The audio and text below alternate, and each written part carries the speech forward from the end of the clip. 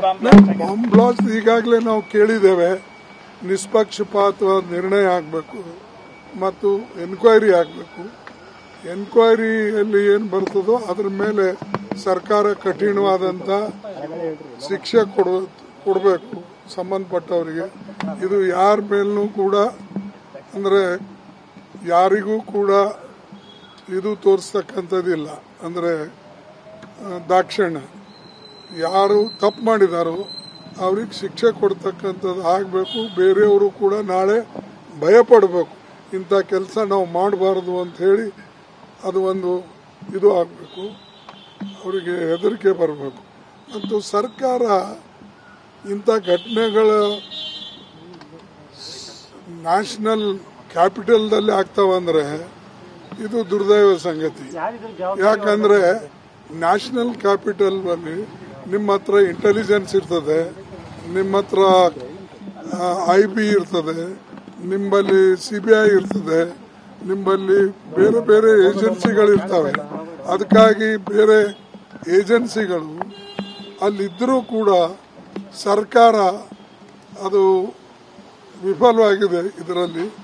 ಆದರೂ ನಾವು ಸಂಪೂರ್ಣವಾಗಿ ಅದರ ಮಾಹಿತಿ ಬಂದ ಮೇಲೆ ಈಗಂತೂ ನ್ಯಾಷನಲ್ ಸೆಕ್ಯೂರಿಟಿ ಏಜೆನ್ಸಿಗೆ ಒಪ್ಪಿಸಿದ್ದಾರೆ. ನೋಡೋಣ ಅದು ಏನು ಬರ್ತದೋ. ಬಂದ ಮೇಲೆ ಮುಂದೆ 1ನೇ ತಾರೀಕು ಪಾರ್ಲಿಮೆಂಟ್ ಪ್ರಾರಂಭ ಆಗ್ತದೆ, ಡಿಸೆಂಬರ್. ಆಮೇಲೆ ನೋಡೋಣ. ಬಾಂಬ್ ಬ್ಲಾಸ್ಟ್ ಈಗಾಗಲೇ ನಾವು ಕೇಳಿದ್ದೇವೆ. ನಿಷ್ಪಕ್ಷಪಾತವಾದ ನಿರ್ಣಯ ಆಗಬೇಕು ಮತ್ತು ಎನ್ಕ್ವೈರಿ ಆಗಬೇಕು. ಎನ್ಕ್ವೈರಿಯಲ್ಲಿ ಏನು ಬರ್ತದೋ ಅದರ ಮೇಲೆ ಸರ್ಕಾರ ಕಠಿಣವಾದಂಥ ಶಿಕ್ಷೆ ಕೊಡಬೇಕು ಸಂಬಂಧಪಟ್ಟವರಿಗೆ. ಇದು ಯಾರ ಮೇಲೂ ಕೂಡ ಅಂದರೆ ಯಾರಿಗೂ ಕೂಡ ಇದು ತೋರಿಸ್ತಕ್ಕಂಥದ್ದಿಲ್ಲ. ಅಂದರೆ ದಾಕ್ಷಿಣ್ಯ ಯಾರು ತಪ್ಪು ಮಾಡಿದಾರೋ ಅವ್ರಿಗೆ ಶಿಕ್ಷೆ ಕೊಡ್ತಕ್ಕಂಥದ್ದು ಆಗಬೇಕು. ಬೇರೆಯವರು ಕೂಡ ನಾಳೆ ಭಯಪಡಬೇಕು, ಇಂಥ ಕೆಲಸ ನಾವು ಮಾಡಬಾರ್ದು ಅಂತ ಹೇಳಿ ಅದು ಒಂದು ಇದು ಆಗಬೇಕು, ಅವರಿಗೆ ಹೆದರಿಕೆ ಬರಬೇಕು. ಮತ್ತು ಸರ್ಕಾರ ಇಂಥ ಘಟನೆಗಳ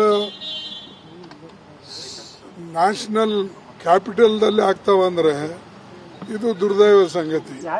ಯಾಕಂದ್ರೆ ನ್ಯಾಷನಲ್ ಕ್ಯಾಪಿಟಲ್ ಅಲ್ಲಿ ನಿಮ್ಮ ಹತ್ರ ಇಂಟೆಲಿಜೆನ್ಸ್ ಇರ್ತದೆ, ನಿಮ್ಮ ಹತ್ರ IB ಇರ್ತದೆ, ನಿಮ್ಮಲ್ಲಿ CBI ಇರ್ತದೆ, ನಿಮ್ಮಲ್ಲಿ ಬೇರೆ ಬೇರೆ ಏಜೆನ್ಸಿಗಳಿರ್ತವೆ.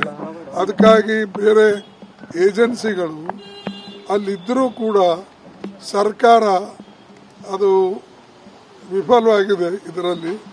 ಆದರೂ ನಾವು ಸಂಪೂರ್ಣವಾಗಿ ಅದರ ಮಾಹಿತಿ ಬಂದ ಮೇಲೆ ಈಗಂತೂ ನ್ಯಾಷನಲ್ ಸೆಕ್ಯೂರಿಟಿ ಏಜೆನ್ಸಿಗೆ ಒಪ್ಪಿಸಿದ್ದಾರೆ. ನೋಡೋಣ ಅದು ಏನು ಬರ್ತದೋ. ಬಂದ ಮೇಲೆ ಮುಂದೆ 1ನೇ ತಾರೀಕು ಪಾರ್ಲಿಮೆಂಟ್ ಪ್ರಾರಂಭ ಆಗ್ತದೆ, ಡಿಸೆಂಬರ್. ಆಮೇಲೆ ನೋಡೋಣ.